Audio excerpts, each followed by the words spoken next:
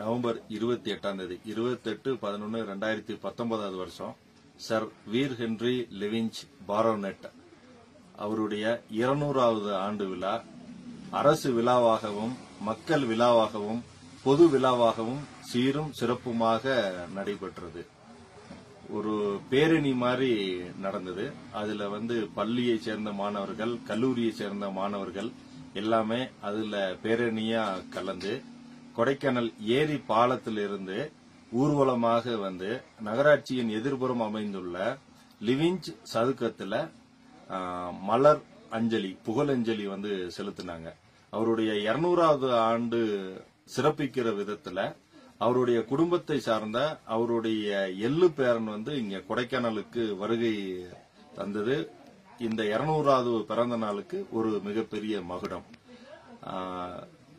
கொடைக்கானல் சர்வதேச பள்ளி அவங்களுடைய சுற்றுச்சூழல் மையத்துல பள்ளிகளுக்கான ஒரு ஓவிய போட்டி, எழுத்து போட்டி, பேச்சு போட்டி, அந்த மாதிரியான போட்டிகள் எல்லாமே நடந்தது. அந்த போட்டியை நேரடியாகவும் அவர் அவர் குடும்பத்தை சார்ந்தவர் கண்டு கழிச்சாரு. ரொம்ப சீரும் சிறப்புமாக இருந்தது. கொடைக்கானலை பொறுத்தளவுக்கு அதோட இதய பகுதியாக இருக்கக்கூடியது கொடை ஏரி தான்.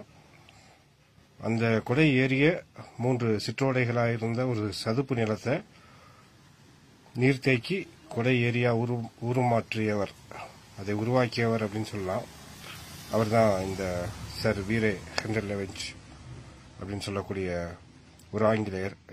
ஹென்றி லெவிஞ்ச் தான் திருநெல்வேலி மாவட்டத்தில் துணை கலெக்டராக இருந்த பின்னாடி மதுரை மாவட்ட கலெக்டராக வராரு.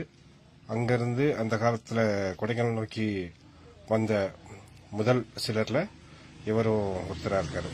அந்த லெவிஞ்ச் பாயிண்ட் அப்படின்னு நகராட்சிக்கு எதிரே உள்ள பார்க்கில் அவரோட நினைவு தூண் இருக்கு. அங்கே எல்லாரும் தனியாவோ ஒரு குழுவாவோ அந்த கொடைக்கானலுக்கு இதயமாக விளங்கக்கூடிய அந்த ஏரியை உருவாக்கிய அவருக்கு நன்றி செலுத்தும் விதமா ஒரு நினைவஞ்சலி, மலரஞ்சலி செலுத்தினா நல்லா இருக்கும். அது ஒரு வேண்டுகோளாகவும் வைக்கிறோம் இல்லையா? ஆமா, நிச்சயமா. அதுபோல தன்னலமற்ற பொதுநல சேவையில ஈடுபட்டவங்கள மக்கள் எத்தனை காலமும் மறக்க மாட்டாங்க, நினைவுல வச்சுக்குவாங்கன்னு அப்படிங்கிறதுக்கு இது ஒரு ஆக சிறந்த உதாரணம். தமிழகத்தில் இருக்கக்கூடிய ஒரு அருமையான ஒரு மலை பிரதேசம் கொடைக்கானல். அதோட இதயமா இருக்கக்கூடிய பகுதி. இது எத்தனையோ பேர் பாடுபட்டு இருந்தாலும் லெவிஞ்சோட பங்களிப்பு மிக அதிகமா இருக்கு. இந்த மாதிரி நல்ல விஷயங்களை எடுத்து செய்யணும் அப்படின்றது எல்லாரோட விருப்பமும் கூட.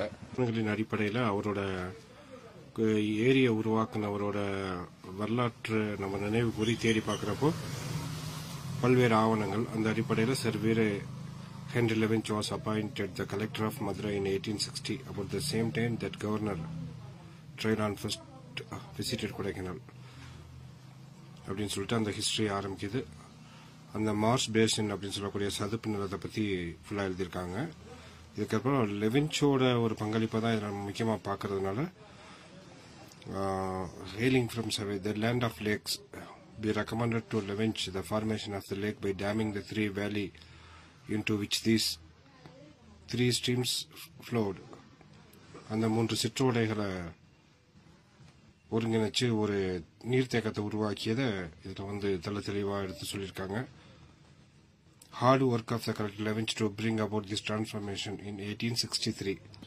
இந்த ஏரி உருவாக்கத்தில் அவர் தன்னோட சொந்த பணத்தையும் அரசு நிதி இல்லாமல் மக்கள்கிட்ட நிதியும் பெரும் பணக்காரர்கிட்ட நிதியும் வாங்கி தான் உருவாக்கியிருக்காங்க.